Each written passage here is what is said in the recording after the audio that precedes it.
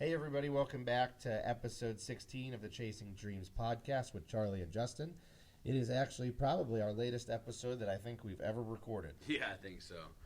We're getting back. I just recently returned home, and by recently, I mean 5 minutes ago, into town from a district wrestling tournament, and it's 9 o'clock in the evening. And we're Yes. going to release this as soon as we're done, so should be up by 10 p.m., still holding true to our goal of getting one released every Saturday. Yep, So no excuses to not get it done. that's it.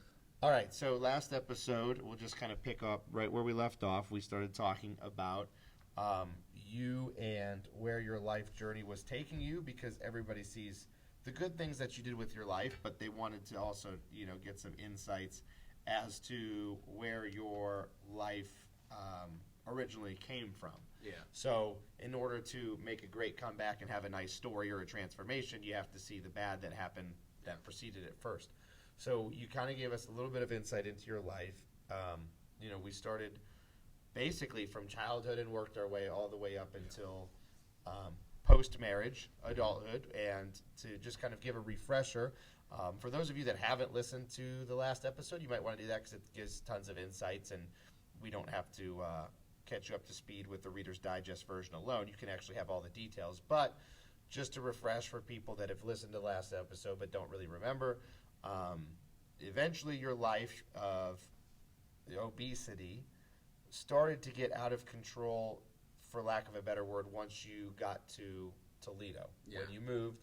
And that was just a product of where life took you, because you weren't working. Your wife was working, so basically you're home alone.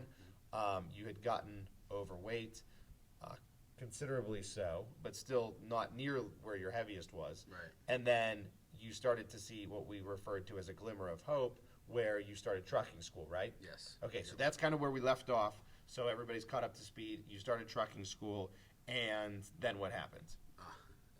Life. Yeah. Yeah, so trying to remember exactly everything we talked about, but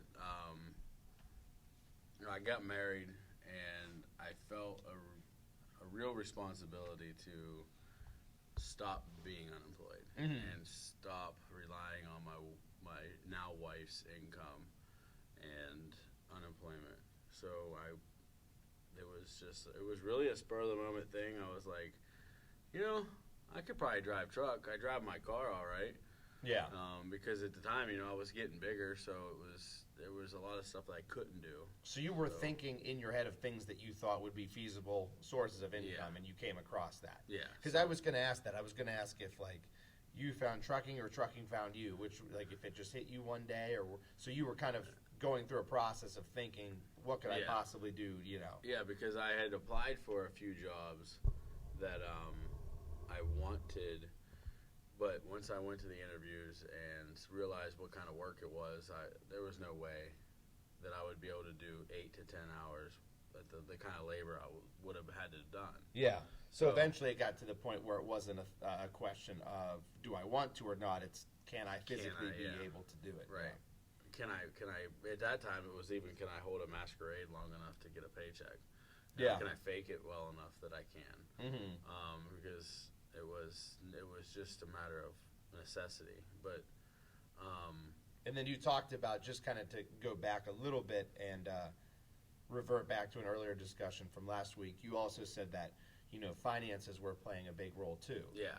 So it wasn't necessarily that you had found the motivation yet because you are the intrinsically motivated person that you are now. It was because you had no money, you were broke, and it's like, okay, I have to do something. Yeah, this was sheer necessity. Because you also mentioned about even when we got to the point where you were, and I use this term kind of loosely in this context, poor, because you had enough finance to survive, but then you were not accommodating your eating habits in the sense of trying to eat less. You accommodated your eating habits in the sense of, okay, how can I still eat as much as possible, but make it be as cheap as possible? Right. So we go to trucking school. And I like that you said a glimmer of hope, because it really did. It felt good to learn something that was a craft. You know what I mean? Like, truck driving is a craft. It's something that I'll never forget. Mm-hmm. And I still do it today. Yeah. So I love the job. And up until this point, it was the first time that you had ever been at least in adulthood, been ambitious and said, Yeah, I'm going to go absolutely. do something. Well, no, not the first time I've wanted to do something, or said I was going to do something. Mhm. This is the first time I've followed through. Follow with through doing and actually something. done it. Yeah. I've had numerous dreams and hopes and Mm-hmm. things that I wanted to do. I was gonna lose weight. I was gonna get a good job. We were gonna live a happy life. Yeah. But it never happened. And we were happy, but you know what I mean. Mm-hmm. This is the first thing that I did as an adult that was legit, Yeah. and I actually accomplished it. So I get through truck driving school, and I did really well. Yeah. I didn't expect to. Honestly, I expected this had to slide through and barely pass or whatever. How long is it? It was a 16-week program. Okay. 6 weeks of that was an externship, which was basically just go get a job Mm-hmm. and then turn in your timesheet. So it was 10 weeks, and Yeah. then I had to stay in contact with them for 6 weeks afterwards.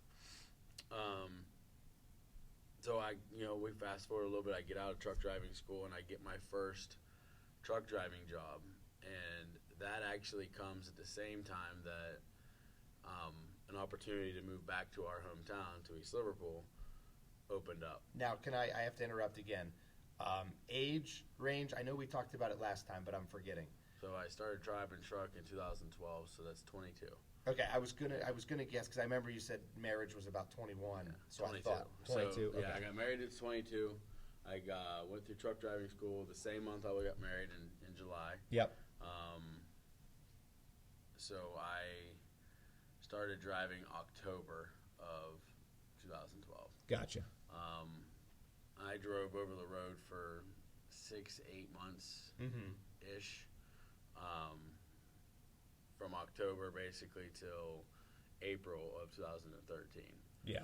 And in April of 2013, I was on my way to a job interview, actually,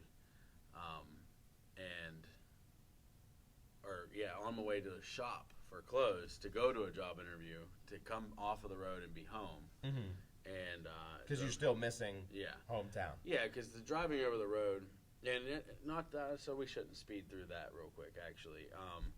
The driving over the road, I didn't gain a ton of weight, but the eating habits were horrible Yeah. because it was truck stop food, Mhm. pizza and pop, and I stayed right around that 325, 330, 340, back and forth, up and down, Yeah. yo-yo in that area for that whole time I was on the road.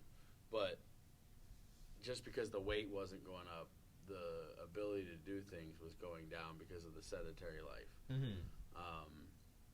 So Food quality obviously is horrible in that It's sense. terrible. I know you mentioned it, kind of insinuating calorically you're eating garbage, but then also the rest of your body functions poorly when you're eating Absolutely. bad foods, Yeah. for lack of a better term. So, in 2013, in April of 2013, I applied at my current job now and got hired that Mhm. day, that same day.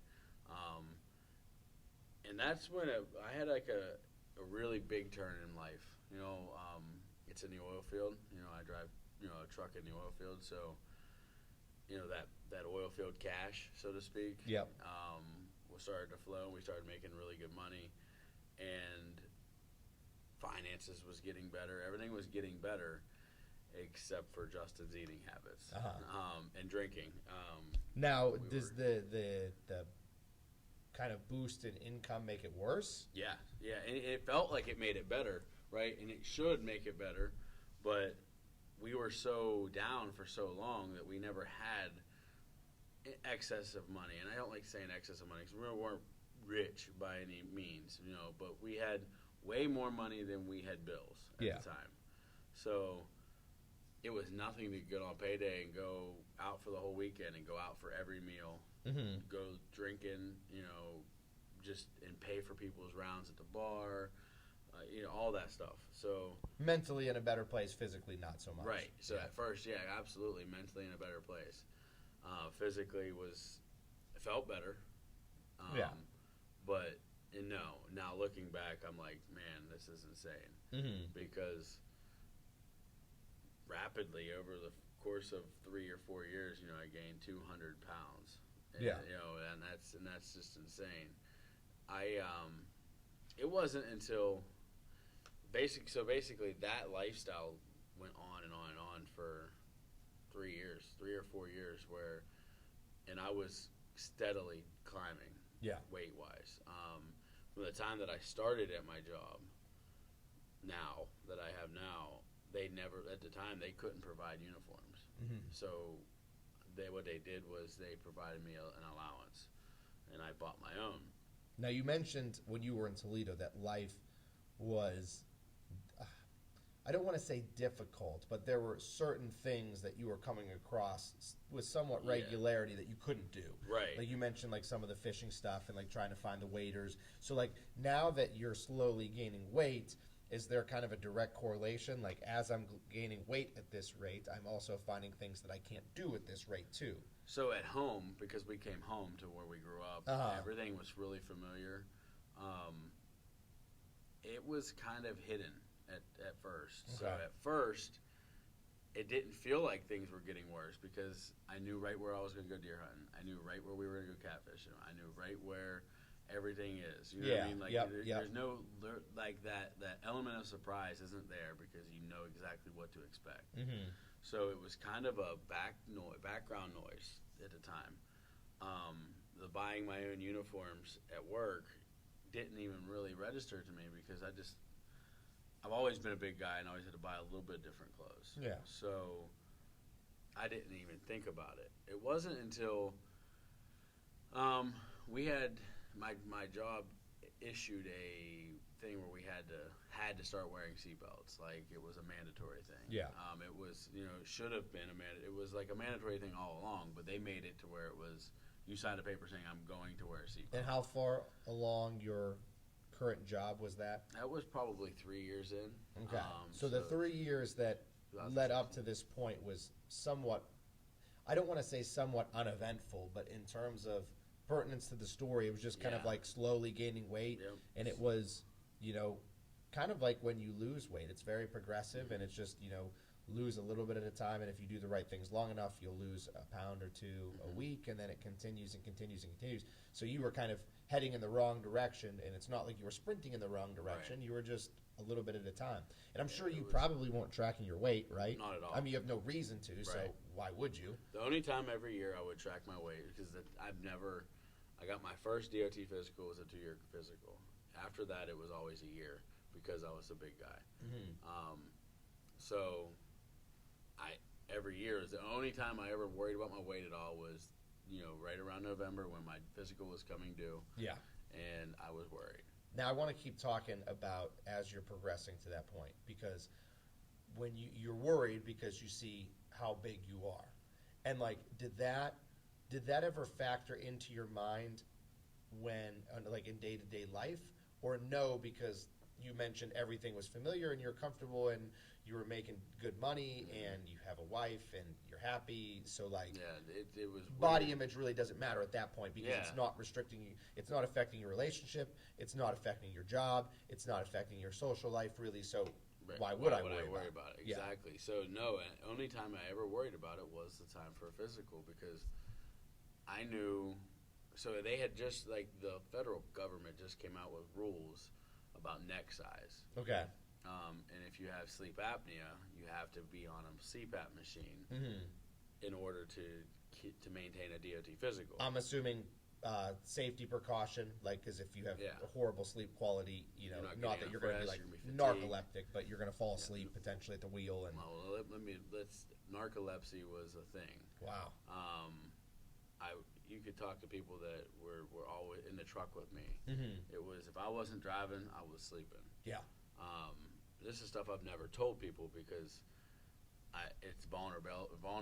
I feel vulnerable talking about it, but it was real. Plus, I mean, the food quality and your blood sugar was probably astronomical. Yeah. So, like, your fatigue is always there, and I can't even imagine. Aside from the lack of sleep, which is obviously the number one issue why you're tired, but then also all the other things factoring into it from a health perspective that you probably felt horrible and didn't even realize how horrible you felt just because it was commonplace for you. Yeah, and it was. It was, we've talked about this off the air numerous times where I don't even feel normal yet. Like, I don't even know what normal feels like because I'm, today I'm still classified as obese. Yeah, we talked. I remember we would say that because when we first started working together, you'd say stuff all the time like, "Oh, I feel so much better. I didn't know I could feel this good." And that happened like with every 25 pounds we lost. And I'm like, "Dude, this is nothing. You still feel crappy. You just don't realize it yet." Nah, it's insane. But to get right back to it, it's every year around my physical, I would crash diet. I would eat really healthy and clean, ish, and like the day of my physical, I would fast for 24 hours, so I would get all the blood sugars down to normal, and I would take Advil before I went in, so I didn't have high blood pressure. I mean, I was cheating the system. The whole time, before that, after, since I had to sign the thing saying I'm going to wear a seatbelt. Well, we have cameras in our truck, so you have to wear a seatbelt. Yeah. Well, if seatbelt physically don't fit and you need to work, you figure it out. Yeah. That's all I'm going to say. So, I mean, you have to fake it. It is what it is. And I just absolutely hated that. That's when my stuff starts to get difficult because I start to have thoughts about myself that I didn't understand were real. You know what I mean? Like, because I just, up to this point, I never realized that people didn't like themselves. You know what I mean? Because I was always happy. Like, I've always been a happy dude. Yeah. Did it just stem from embarrassment? It was not necessarily embarrassment as an external embarrassment, because that's what people think about. Like, oh, everybody's looking at me. Look how fat I am. Look how overweight I am. But more like I've let myself get to this point type of. I don't even know exactly, honestly. Like, it was embarrassment for sure. I was embarrassed of myself to be in my own skin. You know what I mean? To be, like, going out, we would, it's weird because now it's a habit for my family when we go out to eat still today is when they say how many, you say the number 4, 3, 2, whatever at a table, please. Yeah. Because you can't fit in a booth. And it's funny because now I'm like, can we have a booth, please? Like, like I'm all about that booth life because they have been off limits for so long. So it was definitely embarrassment. I felt like this is when I started to become a recluse, where I always wanted to do things, but it was always at home because I'm comfortable there. Yeah. Or on my terms, what are we going to do? Because I know where I can control the environment. Did you also have like thoughts of, when you're going through all this, thoughts of what your perception is from people who don't know you? Like, yes. Were you getting to the point where you felt that people were looking at you because of how big you were? Yeah, absolutely. And I've always had, like, I've worked at this job for so long. I love it. Like, I absolutely love it. And my boss used to call me, the cheerleader for the company. He still does, actually. Yeah. He actually one time I quoted him one time in my in one of my reviews. He says, "Do you have a tattoo of the company logo yet?" He's like, "Because I'm sure you're gonna be the one that does it." Well, at least you know you're doing the right thing if that's the case. Right. So, because I did, I everything preach about everything about the job because I loved it. But not only that, they gave me a chance. Yeah. And at that point in life, I was very honest with myself. This is one of the only times I'm very honest with myself back then is you can't lose this job, dude, because ain't nobody else going to hire you. Yeah. So this was kind of like This was a last-ditch effort, and I was good at it. So when you originally came home and you got the job interview and you started trucking school, again, we referred to it as a glimmer of hope. Was it kind of one of those instances of this is a glimmer of hope, but it's also my last glimmer? Yeah. Like it is as if it's do or die right now. Yeah, well, right at the moment of this job, no. Not at the very moment, but yeah, it turned into that. As you got into it. Definitely felt like there was no way I could ever leave, and nor have I ever wanted to. I've never wanted to leave my job. Yeah. But I couldn't. If I wanted to, I couldn't have, and I know that nobody would have hired me. I'm very, very aware of that. Yeah. I wouldn't have hired me. Mm-hmm. You know, I wouldn't even have interviewed me because of the way I looked. Uh-huh. And that's not right, you know, because you shouldn't judge a book by its cover, but you should to an extent. I mean, like, it's dangerous, you know what I mean? To be as big as I was in a physical, in the environment that we work in, is not a safe thing. Yeah. That's why I changed. I mean, ultimately, that's one of the reasons I changed, because it was becoming a safety hazard, and I needed my life back. Now, what was your social life like at this point? Drinking. I had just a few friends.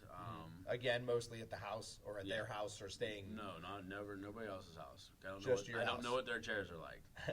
I'm not kidding. Yeah.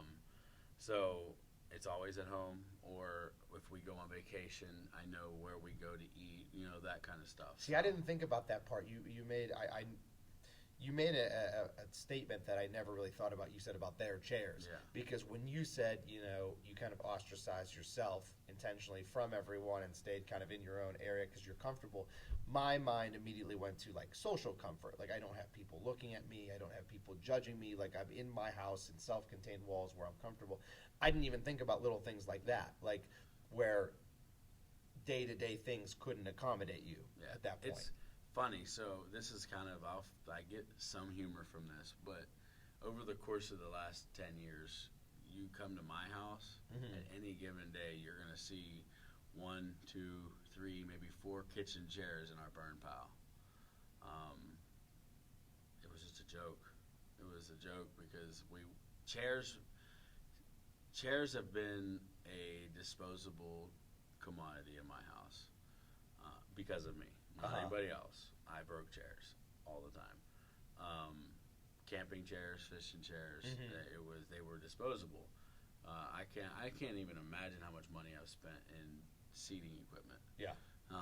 And that's ridiculous. But so, yeah, dude, I ain't coming to your house. I mean, I will now, but I mean, back then there ain't no way. I don't know how many steps you have. I don't know what kind of seating you have. I don't know if I'm going to get in your couch, if it's going to be a pain in the butt to get back up, or if I'm going to break it. I broke people's furniture, so Yeah. it sucked, man. It really did. It got to a point in life where I loved my life. I loved my wife, my family, and my job, but when I was by myself thinking about some of the stuff, it was scary sometimes, because I think, and I thought about it the other day, I really do think that if it wasn't for my job and the amount of hours I worked, suicide might have been a thing, honestly, because working as much as I did, I didn't have any time to think about that stuff. Yeah.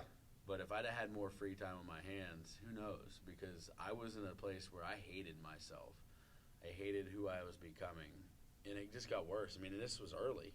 This started in 2016 when the oil field took a slowdown.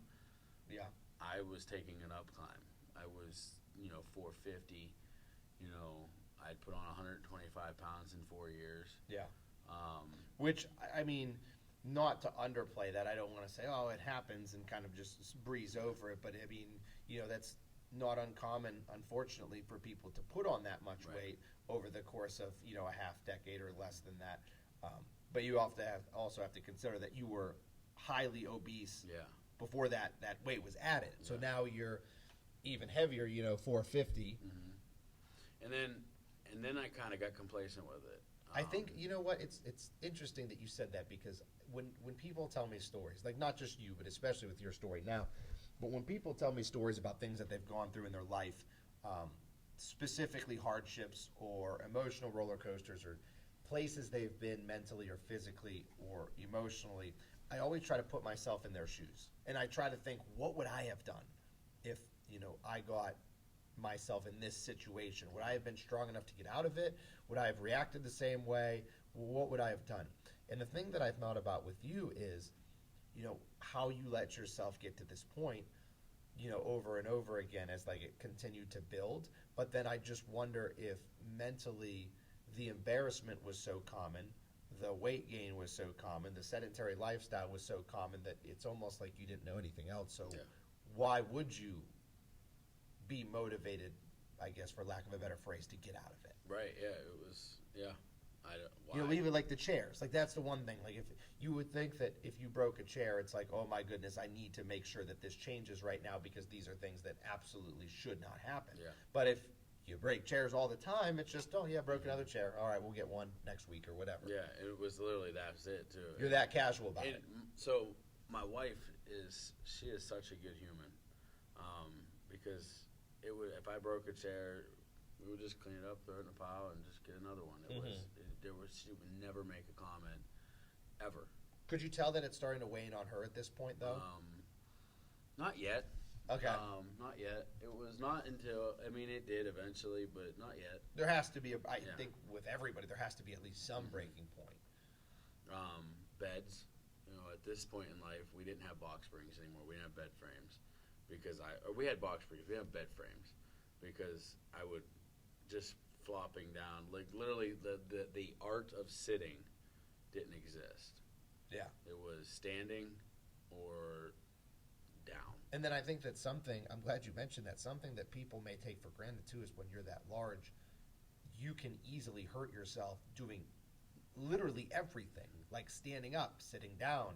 And it's not just stairs as in like flights and flights of stairs. If you have 2 steps, you got to be really ginger with how you walk down them. Your You got to be knees, careful. ankles. Yeah. I know. I lived it. It's insane. It is.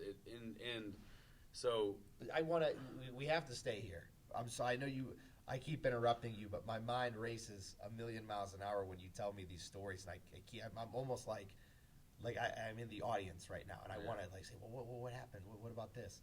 I just got to say that when you talk about this and about how you lived it, it brings me back to when you and I first started working together 250 pounds ago.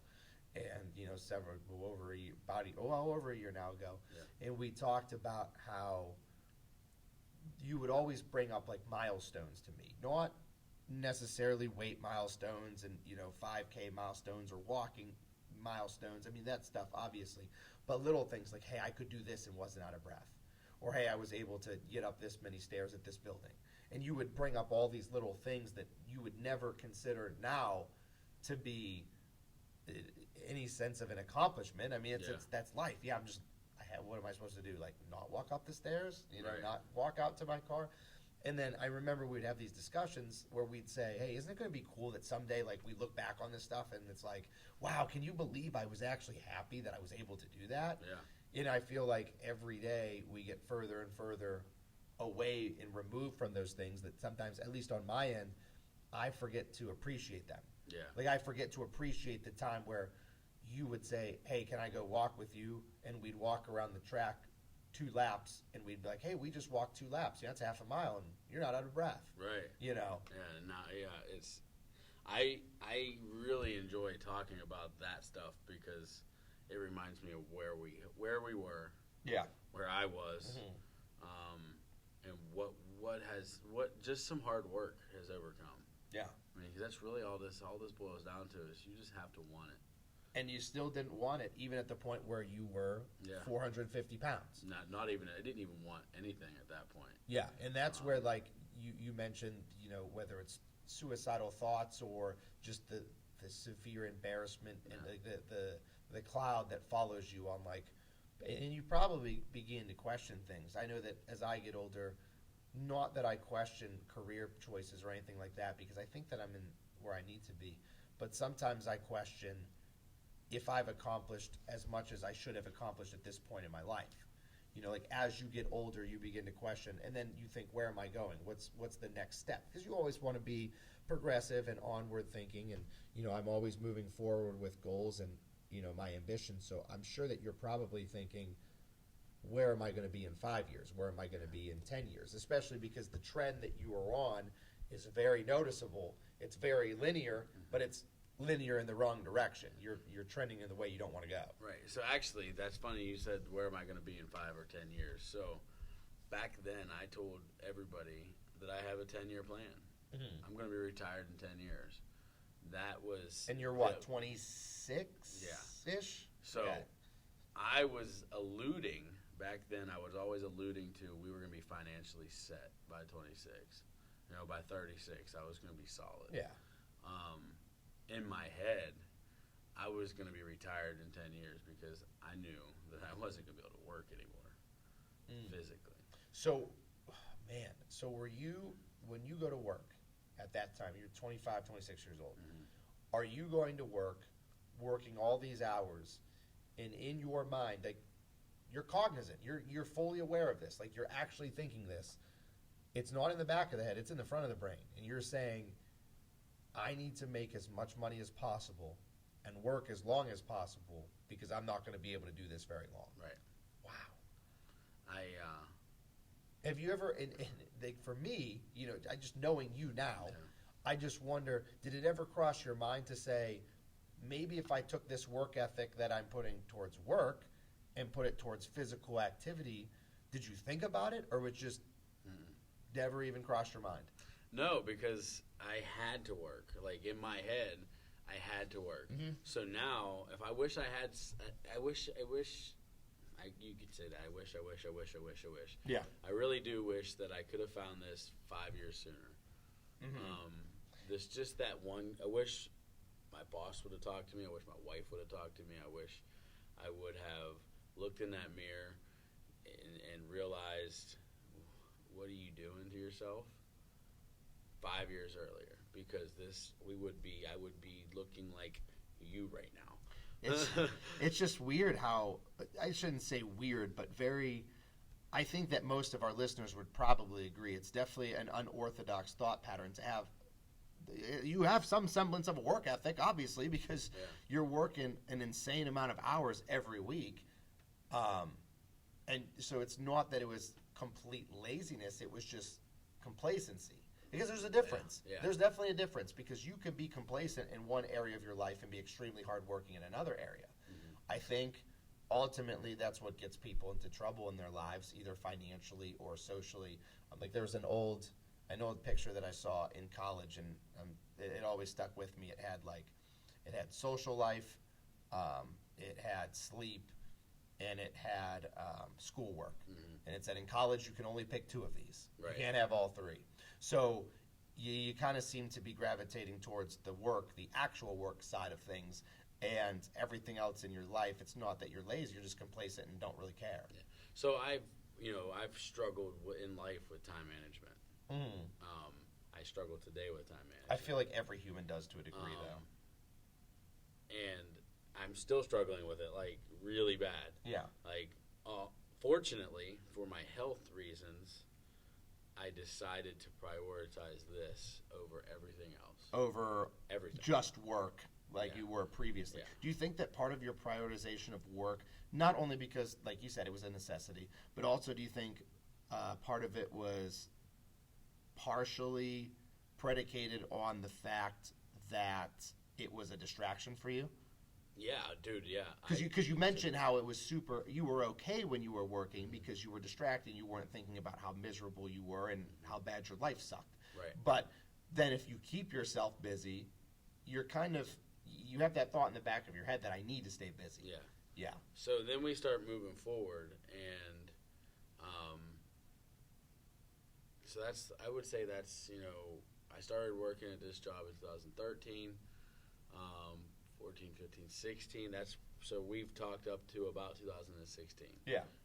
So just a couple years ago, 4 years ago. So in 2017, and then on the way into 18, this is where it gets worse, because now, in this 2-year period, I gained 120 pounds ish. In a really short period, it was more like at about a year. And then I just kind of held pretty solid at that. I would say I was 525, 526, that last lie. I was right around that 526 for a long time. Yeah. Because I stopped doing everything. Yeah, you would almost have to at that point. I don't right. think that you could possibly get to 526 pounds and not do nothing. Yeah, it was insane. And so you're now, I mean, to put that into some context, because that's a number that seems almost ambiguous to people because it's so large that they can't really conceptualize it and think about it. You're to the point now where if you gain virtually any more weight, your life is probably over, whether it's your choice or not. And I don't mean that just in the sense of you could be bedridden, which is very true. You're almost to the point of not being able to even get out of bed, but also to the point where whether it's cardiovascularly, you're going to have some type of medical episode that's going to take your life at this point if you don't change it. It was crazy at that point in life. Getting up, like standing up out of this chair, is a production. I was sitting in this chair wasn't going to happen, by the way. Yeah. But like laying in bed. I talked about how we didn't have bed frames. Yeah. Because I would have to roll out of bed in a way to where I could use the floor to get up. Could you give us, along with that, and I know that, this may be something that's uncomfortable. Sorry, this whole thing's uncomfortable. So I like the vulnerability of it. Yeah. I mean, obviously it's easy for me to say because I'm not the one that's opening up, but I think that in this, it makes you stronger, and I know that's cliche, but truthfully it does. So give us an example of when you get to your absolute highest pinnacle weight, just how you had to do things that were different from everybody else. Like, for example, the getting out of bed. How did you go to the bathroom? Like, that's obviously something that comes to my mind because, again, it's those things that you take for granted when you're, quote, normal. In the oil and gas industry, especially around this area, if you hear somebody talking about wee going to the bathroom, and that's my CB handle is wee. That's a whole nother episode. Okay. So if you hear him talking about wee going to the bathroom, they would ask if he was backing in or if he was going in forward. That depicted on what I was doing because I couldn't turn around in there. Yeah. So that's one thing. You talked about milestones earlier. How we used to talk about milestones. But I told you a pretty particularly embarrassing one about 6 weeks ago that I don't have to sit down to pee anymore. Yeah. So I just told thousands of people that sucks. Mm-hmm. But so I mean, this sucked. Like life sucked. Yeah. And it was nobody's fault, but mine. Mm-hmm. I did that, and you didn't do that. Nobody at work did that to me. I did that to myself. I think the one that chose that. That's a huge statement to make. Specifically because, and I'm not saying that people make excuses because, again, this fringes on reality and not necessarily excuses. But I know that oftentimes when you see people that have excessive weight gain, I'm not talking 300 pounds, I'm talking 4, 5, 6 plus, where they're horrifically, morbidly obese to the point of near death. Usually, at least in my experience from what I'm told, a lot of people end up like that because of a particular event. Where there was a family episode or, it could be a myriad of different things. And it would be very easy to pass the blame off on other people or other events on why I'm this way. And I think that yours is unique in the sense of it just kind of slowly, gradually happened. And like you said, it was on you. There was nobody else. It just kind of happened. Did that factor into the negative mindset at all? Like, not only do I hate my life and I hate the skin that I'm in, and there were good parts to your life, obviously, but I like you said, quote, life sucked. Yeah. Was part of it, exacerbated and made worse because you know that you did this to yourself? Yeah, absolutely. It was embarrassing that and I've said it numerous times. Like I can remember sitting on my bed. We have a big easel style mirror in our bedroom, and I can remember sitting on my bed and literally sitting there crying. Because I didn't understand why I could allow myself to do that. Mm-hmm. Like, looking at myself in the mirror like, who the heck are you? Like, because that's not how I feel until I get up to walk around.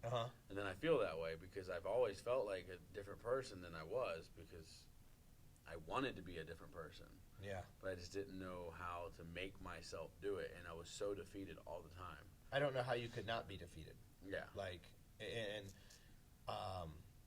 just thinking back to like what you said about how your wife was super supportive, I just wonder if there were instances where the people around you were feeling defeated for you. Yeah. Like, gosh, like almost in the sense of Pity. kind of like, yeah, exactly, like pity. Like, I just feel so bad for him. But sometimes, sometimes pity can be, the wrong emotion that you need to express. Sometimes anger. You need someone to be angry with you. Yeah. Anger would have worked a lot better. It worked, by the way, but it would have worked a lot sooner if somebody would have screamed in my face and said, "What are you doing?" Yeah. Things I can't say on here are the words that needed to be said. Yeah.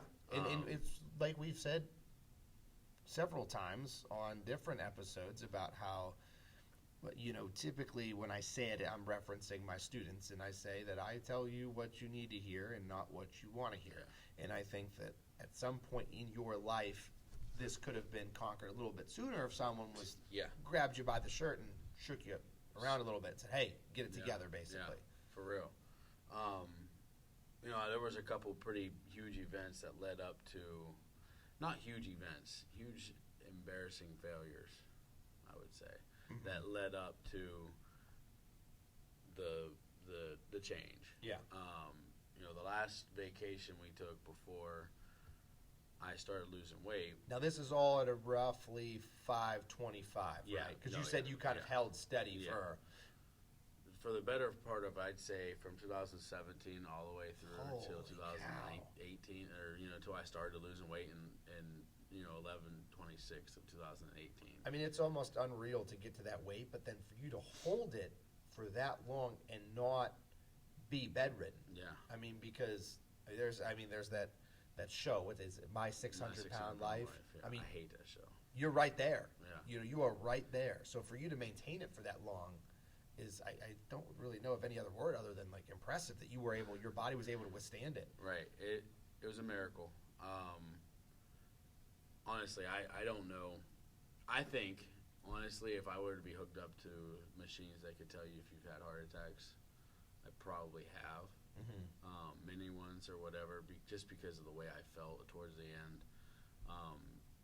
The events that happened, that I decided this has to happen.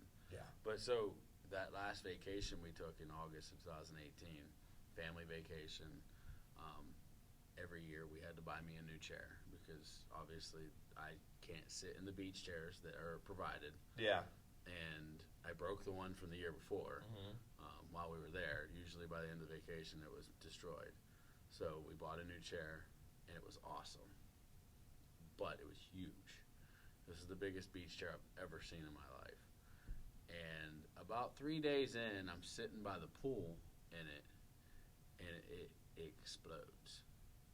And it was funny to everybody. Everybody laughed. And naturally, that's my reaction, was I laughed. Yeah. Because what are you going to do? But I'm talking, it almost killed me, for one, because it was a metal chair with, fabric. And when it come apart, I had a scratch behind my ear from one of the metal poles, that could have impaled me. Pieces hit people in the pool. Jeez. Yeah, it exploded. Yeah. I'm not literally kidding. Exploded. I have turned kitchen chairs into toothpicks. This thing exploded. Anyway, so that one was funny. That night we went to the Hard Rock to watch some comedy show. I can't remember what it was. Oh no, it was a murder mystery dinner show, and I was so mad that we were going because I didn't know.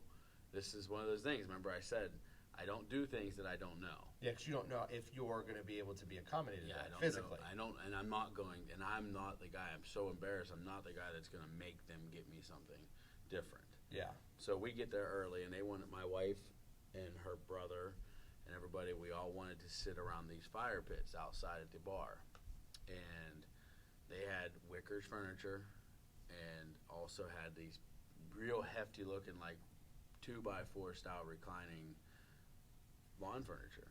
There's, mind you, there's 300 or 400 people waiting to go into this event outside at this bar. I sit down and we're watching, we're waiting. They order nachos and stuff, and just as the nachos came, I leaned up to get one, and this chair explodes. Wow.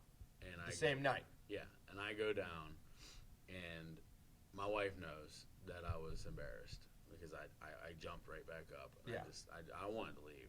I felt like I was 8 inches tall, you know. And there's a lot of people there at the time too. Yeah, So. and the people there didn't even know what to say. The hostess, the manager walked over. She just grabbed the chair and didn't say a word. You know, she didn't even know what to say. Like, yeah, I'm sure that because this is- everybody was probably embarrassed for you too. So they're like, don't want to Right. upset you any more than you probably already are. So like, Right. hey, let's just clear out and keep Yeah, moving. and it was like business as usual, but I was like ready to be done. So did you stand, or did you get another chair, or I what? stood the rest of the time. Yeah.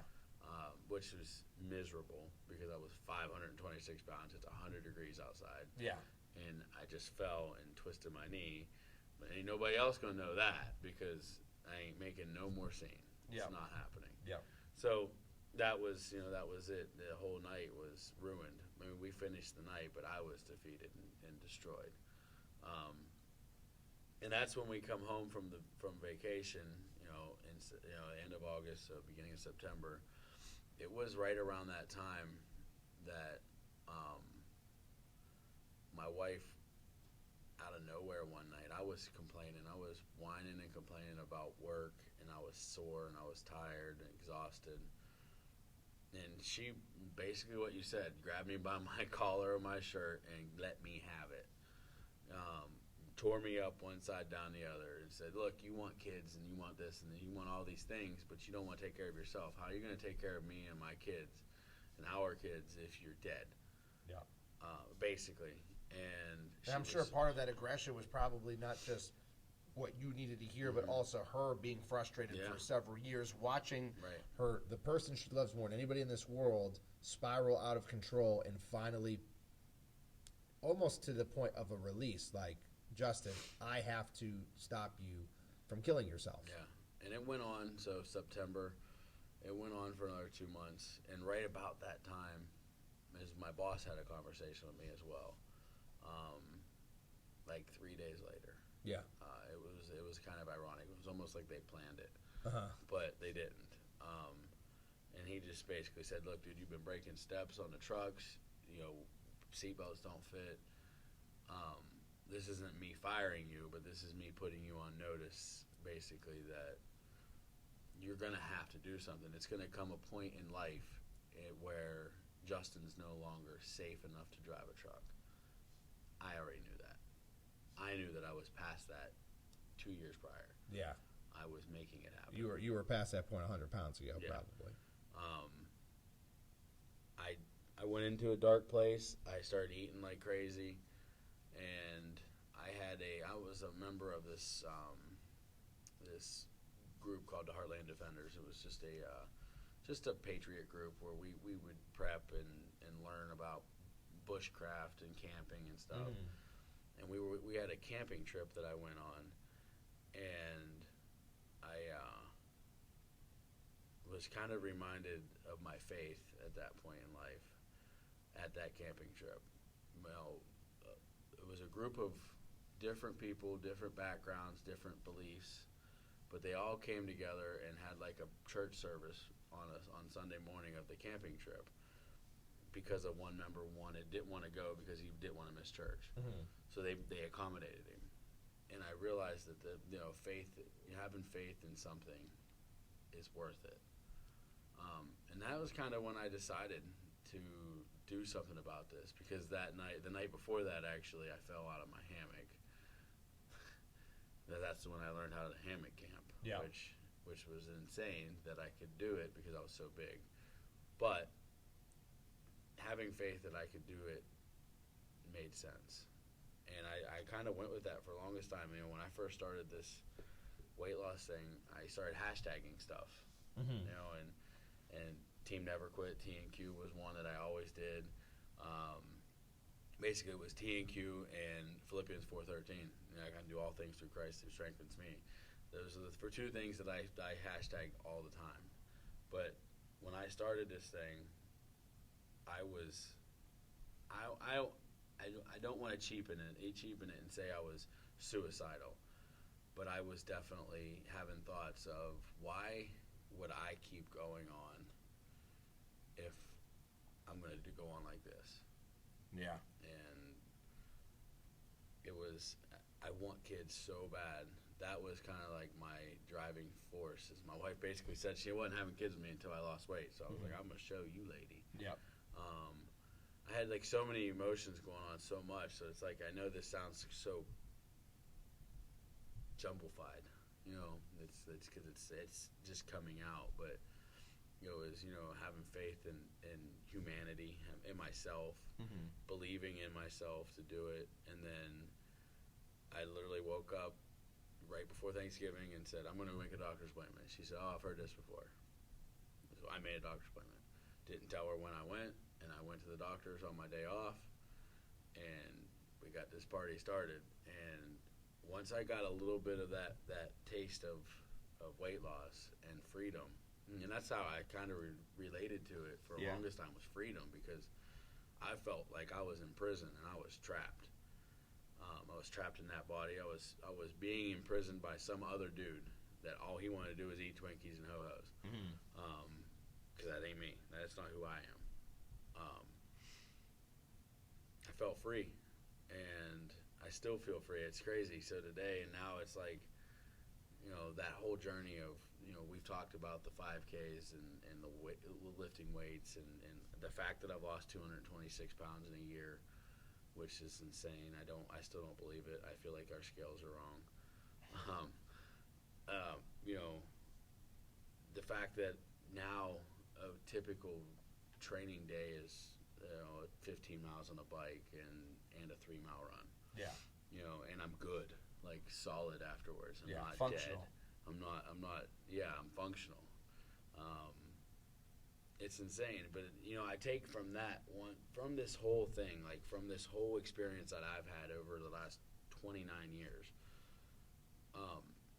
You can do anything. You can be you control who you are. Yeah. And that is it. Nobody else controls you. You get what you want. So believe in yourself. You're worth it. I say that a lot, and I didn't know why I said that, because I don't know where I heard it, and I don't think, because I don't feel like I came up with it, but I've heard it somewhere, I'm sure. But I've been saying it a lot lately to people who doubt themselves. I've people at work who doubt their abilities, people in the gym who doubt that they should be there or that they can lose weight. Myself, my wife, when she decided to change jobs and come home to be closer to me and her grandmother who lives with us, and the rest of our family. You, when you were in prep, you're worth it. Everybody is worth what they want in life. And if telling everybody about how I hated myself made me remember that it doesn't matter how you feel, dude. You're worth trying to get out of that feeling, because that's just a feeling. Hating yourself or wanting to kill yourself is a feeling. You're worth getting better than that. And for you, someone who specifically had these thoughts that arose from your own doing, is they can also be gone with your own doing as well. If you can bring yourself to a point where you wanted to, take your own life, you can also bring yourself back to the point where you love your life as much as you love everything else. And I never, so I've had this, like recently especially, I've had this like real big attraction to helping people. And I say that all the time, and I think it's more, I want to help people who hate, or don't hate, but who are in a particular situation that they feel like they can't control. Because we all can control every situation we're in, because you can seriously, literally walk away. Yeah. Like if it's drugs, you can walk away from the situation. So if people, that is something, I think that is what I want to drive, like a message that I want to start driving personally is reach out, talk to somebody, get help, overcome your environment. The environments that we're in we're a product of our environment. So if you don't like what you look like, change the environment. If you don't like what you feel like, let's make it better. And I say let's because we're all in the same fight together. Like every single person in the world, nobody's perfect. So let's fix it. Let's fix ourselves. Let's get get this party started. I mean, because it's so fun. Like, it is legitimately fun to be happy. Yep. And who doesn't want to be happy? And you can find happiness not at the bottom of a bottle, I can promise you. You know, I tried. Yep. So that's my message is, you know, if you're worth it, and just keep going, you know, and make the decision. And I'm not going to push anybody to make their decision, because you will make a decision. Yeah. You're worth. If you know you're worth it, you will make a decision to do the right thing. And I think that sometimes making that decision, this may sound kind of like a paradox here, but making that decision later sometimes can be even better for people. Yeah. Because the more in the dumps, and that's kind of an understatement, in your sense, the more in the grave your life becomes, the more you appreciate when you're out of it. Absolutely. I don't think I would have taken, if I'd have lost 200 pounds or 100 pounds when I was 300, I don't think I would have taken anything from it. Yeah, I think, mentally. Yeah, it would not have changed your life. It would have just changed your body weight. Yeah. Which 100 pounds seems life-changing, but your life-changing weight loss has not been life-changing just in the sense of pure weight. It's been life-changing in the fact of how you live your everyday life, like how you are with people, how you interact, your whole dispositions, your whole personality, your outlook, just everything was kind of stemmed from that. Yeah, it was. You know, and the way I treated people, Yeah. the way I used people to now is I'm becoming proud of who I am. And Which again comes from the exact opposite position of where you were embarrassed of everything that you were. Yeah, and don't get it twisted. I still have my demons, because I'm still fighting a fight. So I don't want anybody to think that Justin feels like he got there, because Charlie alluded earlier to somebody telling him that there's before and during pictures, because this party is never going to end. Yeah. I will never post before and end pictures, before and afters. I might. Somebody will when I'm dead. That's your job. But until then, this party's never going to stop. So the destination might change. You know, I may change my mind 100 times on what I'm going to do tomorrow. But right now, I'm just going to keep hammering, and I want to keep helping people. So if you want help, ask. I do the best I can. Point you in the right direction, or the best direction I can. Yeah. But I know I can give you, positive encouragement. Yeah. Because everybody's worth it, and I don't need sleep as much as I need to help you. Awesome. I think that's a great place to cut it there. So we definitely have some more realistic and deeper insights into where you came from, which I think then opens the door for us to better understand where you're headed to. Yeah. And the decisions you make and all that fun stuff. All right, so with that, we have come to the end of yet another episode of the Chasing Dreams podcast. This is episode number 16 with Charlie and Justin, and we will see you guys next week.